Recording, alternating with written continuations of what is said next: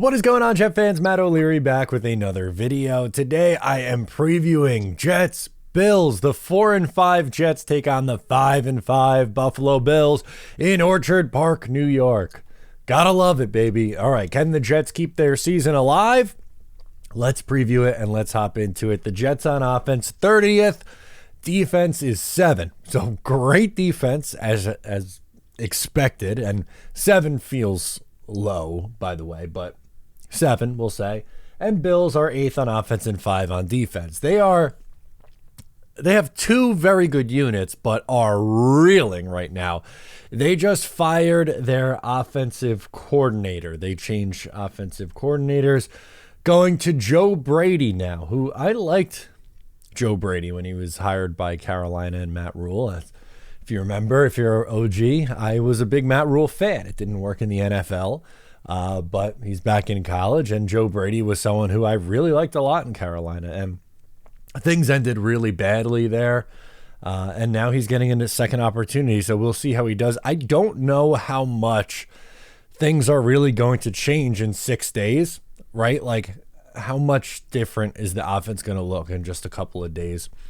I don't think it's going to be any drastic differences, but it does feel like this move was a panic decision from Sean McDermott. Like, they had to do something after that loss, and I don't know if it's going to fix anything for Buffalo. I get it. They were frustrated for a long time with their play calling the last 2 years, even though despite having a top 10 offense each of the last 2 years, they're like, no, like, play calling's the problem. It's absolutely, that's the issue. I saw people holding up signs like, all I want for Christmas is Ken Dorsey to get fired. And it's like, okay, like, again, I don't know if that's solving all the problems for Buffalo. It seems like, we'll get into a lot of them, but the big issues on the defensive side of the ball is Matt Milano going down. He is the heart and soul of that defense, is a Jet killer. He had an interception in week 1 this year. He had the hit that knocked Mike White out of the game up in Buffalo last year. Phenomenal linebacker, phenomenal player. And losing White, the cornerback, is going to be, or has been, a big issue for them. But looking at this game, again, the big storyline is going to be that Joe Brady is now taking over on offense. I don't know how much change we'll actually see. But how about Josh Allen this year? 11 interceptions and 3 fumbles lost. For as good as what Josh Allen is, and he is a very, very good quarterback. I know, Jet fans like to get on him for the turnovers and for the mistakes, and believe me, I like to do that as well. But he is a very, very, very good quarterback in this league. But turnovers are a problem for him. 11 interceptions on the year. 3 lost fumbles. That's 14 turnovers already on the season. 10 games into 10 games in, 7 to go.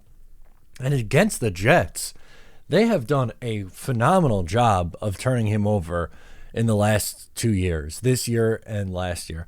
And the 3 games, here's the numbers for the 3 games. In week 1, Allen was 29 of 41, which 70.7 completion percentage is good. Only 236 yards, 1 passing touchdown, 3 picks, a 62.7 rating, and a fumble lost. So they turned him over 4 times in that game. 4 turnovers. Holy smokes. Okay, what about the 2 times last year?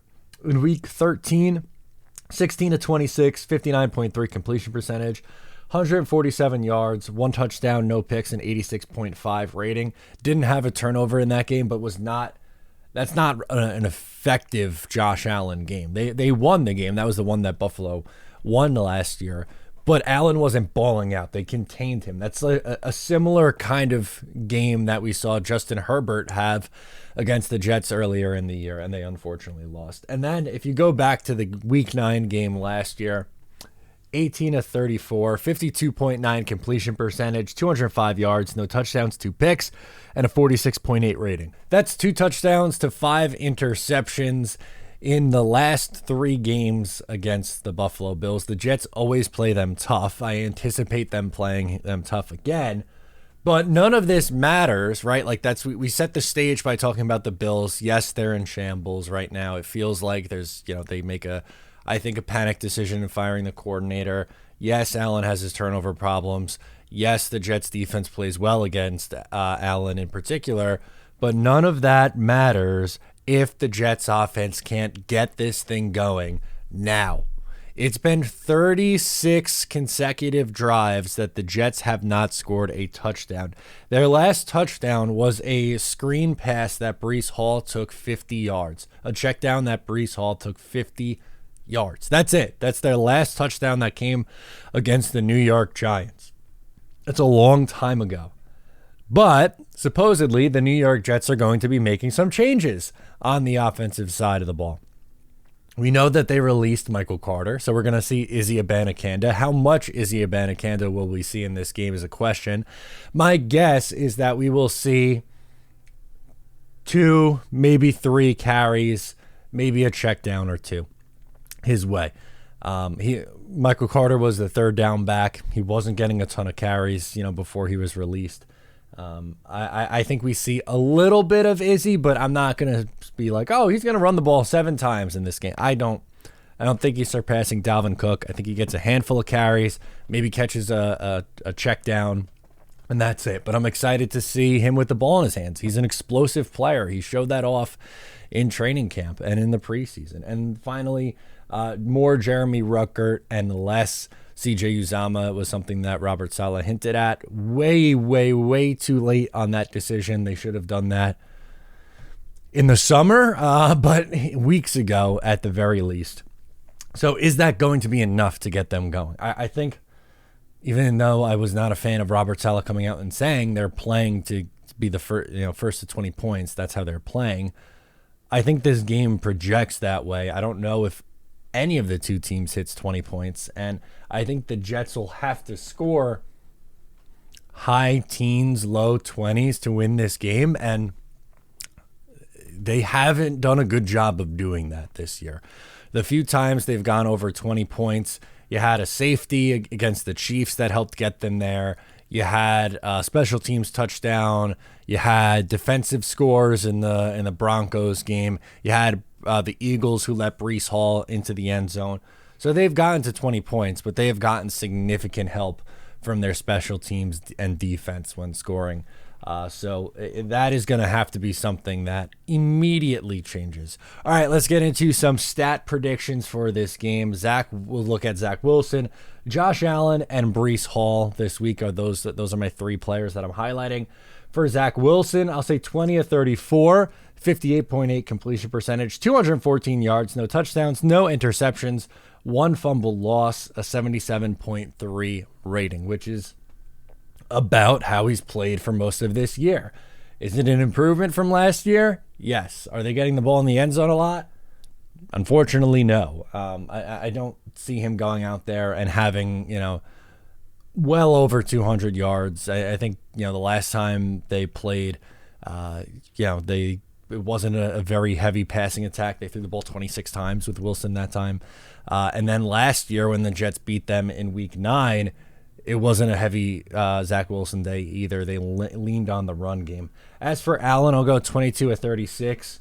He will have 238 passing yards, 1 passing touchdown, 1 interception, a 78.2 rating. He will also run for a touchdown. The Jets struggle stopping Allen's legs. I think they get down into the red zone. He runs one in.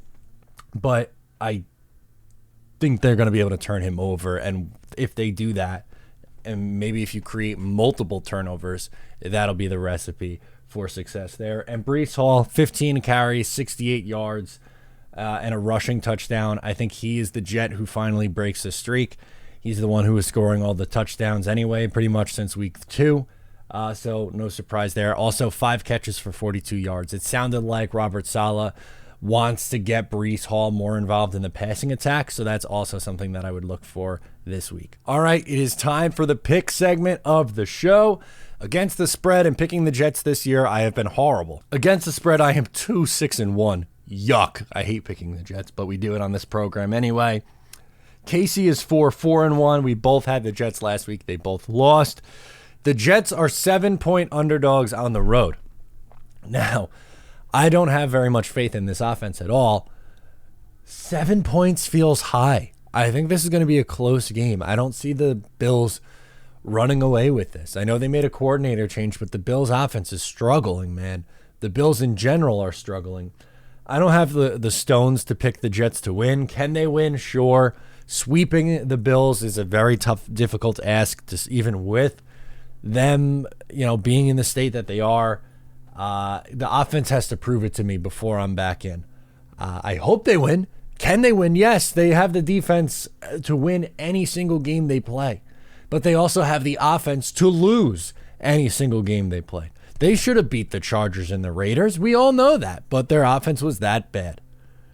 They probably have no business beating the Eagles or the Bills in week 1. But their defense is that good. So it's very hard to pick these games. And I'm not going to come out and pick the Jets to win all 17 games. I hope they win. I hope they keep their season alive. I want Aaron Rodgers to come back this year and get them into a playoff spot. I want these games to continue to matter, so I hope they win. But I have a hard time predicting that to happen because I don't know if they can score points. 17-13 is my score prediction. Let's see who Casey likes.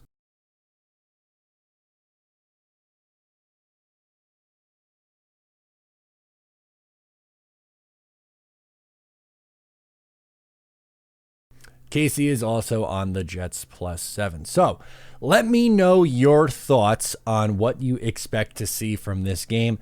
Can the offense get in gear? Will it matter if the defense balls out like we're expecting them to? Anything you got on this game, let me know in the comments. Thank you for tuning in. Please leave a like before you go. Make sure to subscribe. We hit 20,000 subscribers today.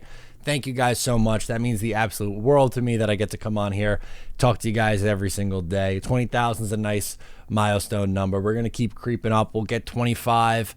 I want 50. I want 100. I want to keep building this thing and growing this thing. But I can't do it without you guys, so just wanted to give you a special shout out and hope you guys know how much it means to me that you support my work. Once again, I'm Matt. I'll catch you next time.